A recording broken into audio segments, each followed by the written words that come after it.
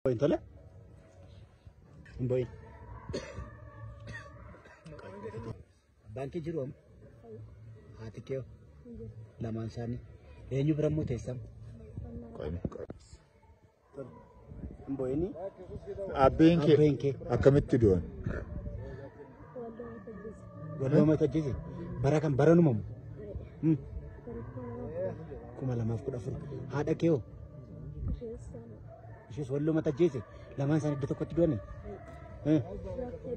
Duraaf seella. Iddoo isaaniitti du'an naata argiteetta?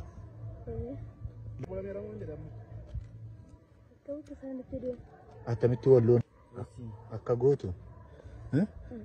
Ati maatii kee keessatti hangafa? Eessa jira? Amuruu jira?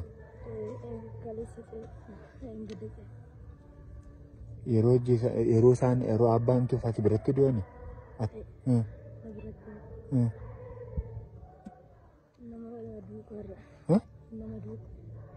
Attamitti du'an siin jedhan amma yeroo sitti manimoo? Abbaan kee hojii qaba ture? Hojiitu qaba?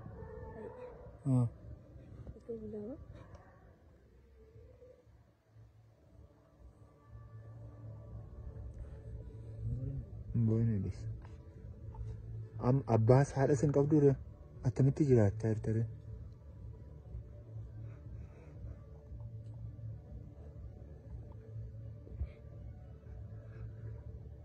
Ija kan boonidis.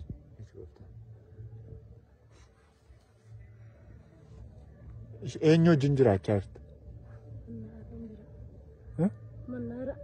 Keessaa yaa buddeen fa'aa argattee nyaatta re?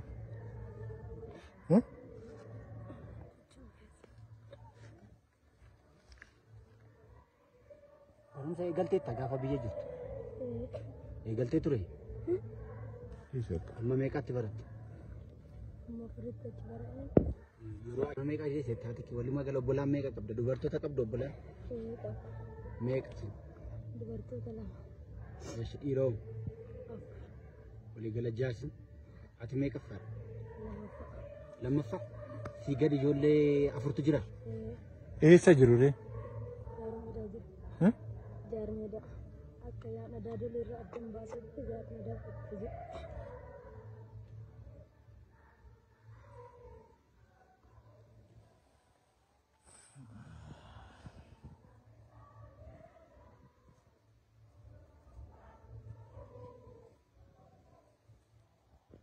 Maqaan keenyadhaati.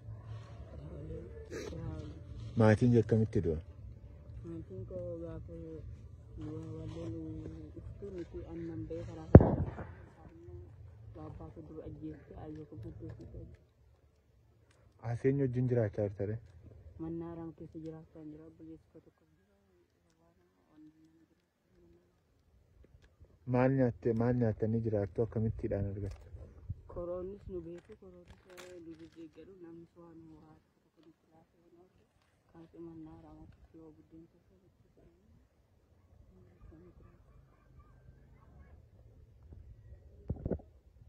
Atoo ee maqaan kee?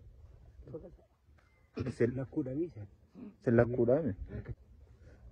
Mee ati nutti maatiin kee akkamittiidhaatiin kan du'an? Obboleessi keenya wanni hangafni jira. Booni disa. Dubaafni gadaatiin nu guddise. Botoo malee.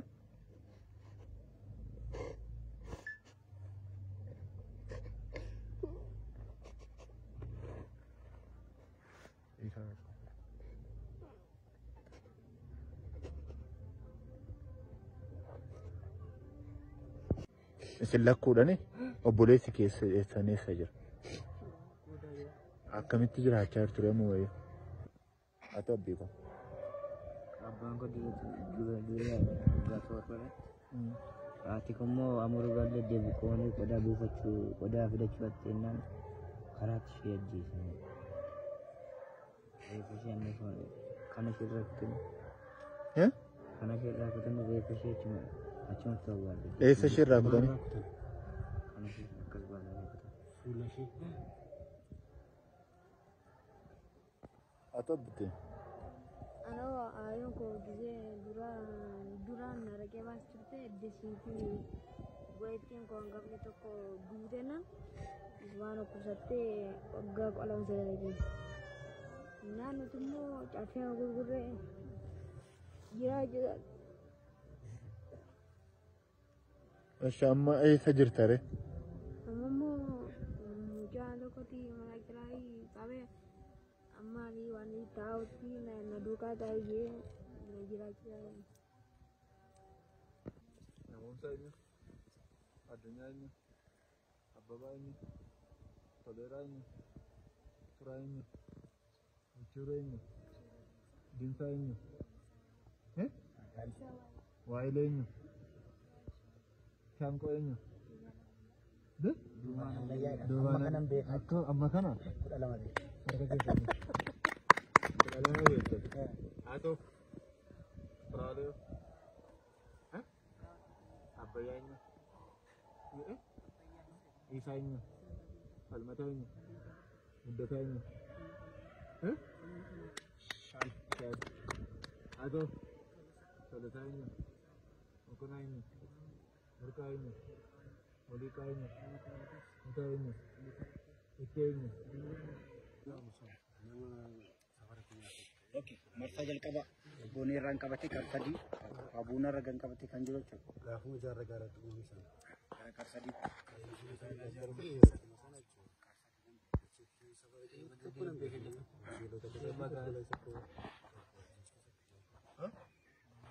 Naannoo keenyaaf wasiila kan qobicha sadii leessifaa tokko godhatu dinaa ol tokko. Nama kudha sadii kan jedhame mandara tokko keessaa isin mandara sadii keessa nama kudha sadii. Kana kophaan qabanis mandara tokko keessa nama kudha sadii marsaa warra jalqaba. Hedduma tokko magaaluma ta'an.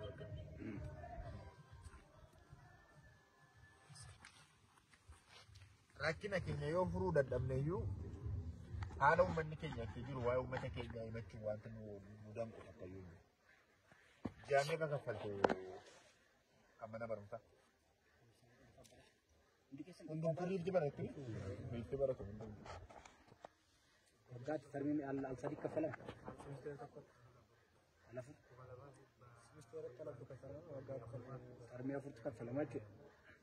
Sarmii afurtu kaffalama jechuun namoonni asirra namoonni bisu ilaaluudha. Tokko lama sadii. Naamee qabarsiisanii. Akkas goona bara. Warroota kana barsiisa. Silkii isaanii, maqaa isaanii, liistii isaanii qaban. Kan tokkittii duwwaa isinii kaffalla sammaadha. Sarmii jalqabaa Hunda keessanii inni tokko. tokkittii isinii kaffalla.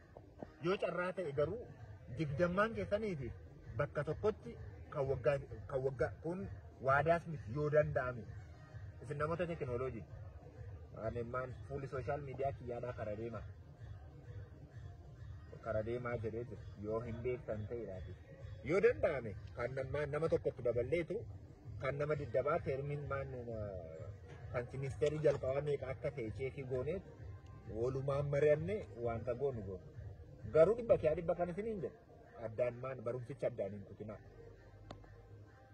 Ishee kanan isiniin jedhu. Kan nama diddamaa jechuun filaafii birrii xiqqoodha jechuun nama teermaan kan waggaa tokkodha. Qarshii kuma lamaaf jechuun.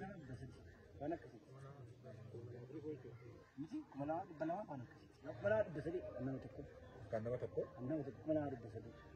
Ishee kanatti isinii yaadna. Ammaaf kan teermi jalqabaa qofa. Jechuun kan jalqabaa qofa isin waan gootan godha.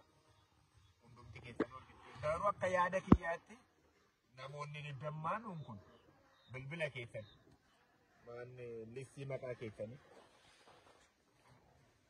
gaafan kaffalama jedhamu immoo isintu deemee kaffalatan listii keessaniin isinii wajjin namni dhaqee isinii kaffala maqaa keessaniiti. Sababni isaa namoonni kun gargaaramuu caalaa barachaa jiraachuu qabu. Kanatti nama naaf. Yoo ta'ullee baate namni olaantummaa kanaa fudhatu nama lama jira eebboodhaaf barsiisaatu jira. Namoota digdammaan kana tokko irra deemee kaffaluu danda'a. Kana maaliifan jedhe beektaa? Namoota digdammaan kuma sadii yoo ta'e. Kuma digdama, kuma jaatama, ismaayyuu. Humni jaatamni ka waggaa tokko guutummaa isaa cufaa jechuudha. Isa booddee baratanii of danda'anii deemu.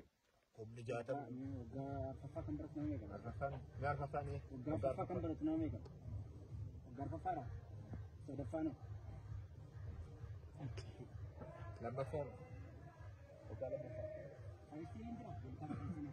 waggaa tokkoffaana. Tokkoffaan jira. Tokkoffaa barataa. Waggaa jalqaba. Waggaa lama sadaffaa.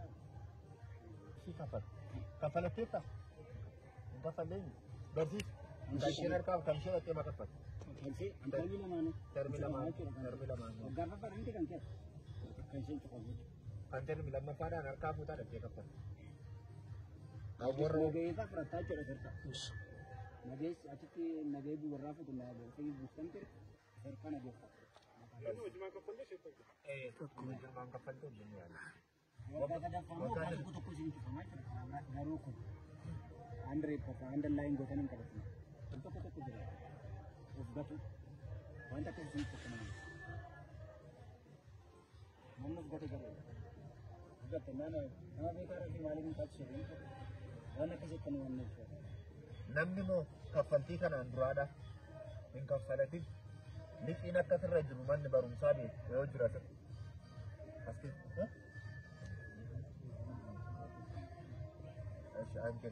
hamma mataa meeqaatu kaffalame? Ilma galmoofte malee garam kaffalle? Haa ta'u.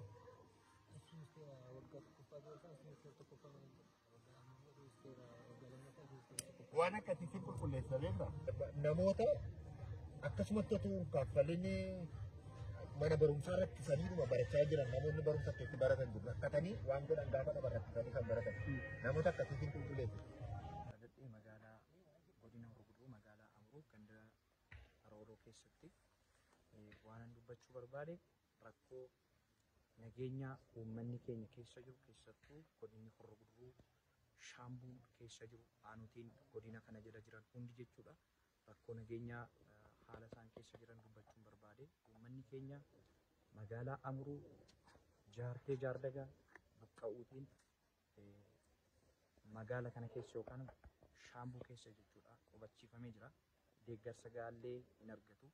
Haalli uummanni keenya keessa jiru rakkisaadha. Uummanni keenya hojjetatee, qotatee, aramatee, nyaatee mana isaa buluu inni bare qe'ee kanatti dhufee rakkina garaagaraa argaa jira. Deeggarsi gahaa uummata keenyaaf hin taasifamne. Rakkoon kun rakkoo miidiyaa natti fakkaata. Sababni isaa rakkoon uummanni keenya miidiyaa bira waan ga'e natti hin fakkaatu. Miidiyaan dhufee uummata keenya gaafatu hin jiru. Deeggarsa gahaa hin arganne. Keessumaa magaalaa Amruu keessa kan jiran, jaartee jaardagaa keessa kan jiran, iddoo biraallee kan jiran deeggarsa gahaa argachuu hin dandeenye. Sababni isaa haalli karaa baay'ee rakkisaa waan ta'eef jechuudha. Waan nyaatu hin qabu uummanni keenya, waan uffatu hin qabu. Qe'ee qabeenya isaarraa ba'eera, manni isaa jalaa gubateera. Kanaaf waan dubbachuu barbaadu Oromoon marti iddoo jirtanii biyya keessa kan jirtan, biyya alaa kan jirtan uummata keenya bukkee akka dhaabattan. Namni inni kaan maatiin jalaa godda'amee, maatiin jalaa miidhamee jira. Reeffi nama baay'ee warri du'anii jalaa hin awwaalamne jira. Gadda nama 3 kan taa'e jira, nama 4 kan taa'e jira. Kanarraa kan ka'e uummanni baay'ee rakkataa jira jechuudha. Magaala Shaambuu keessa qubatanii kan jiran biyyatti deebi'anii illee jaartee keessa akkasuma Amruu keessa ganda magaalaa Amruu jalatti kan argamu Hagamsa keessa illee kan jiran sababa karaaf jecha shagaxa gahaan argatanii wanti nyaatamu hin jiru, wanti uffatamu hin jiru, wanti dhugamu hin jiru. Kanarraa kan ka'e uummanni keenya baay'ee dararamaa jira, rakkachaa jira. Kanaaf Oromoon keessa jirtan, Oromoon ala jirtan bukkee akka dhaabattan, saba kana bukkee akka dhaabattan, saba kana akka gargaartan yaada koo kabajaan isinii dhiyeessaa. Galatoomaa, eebbifama.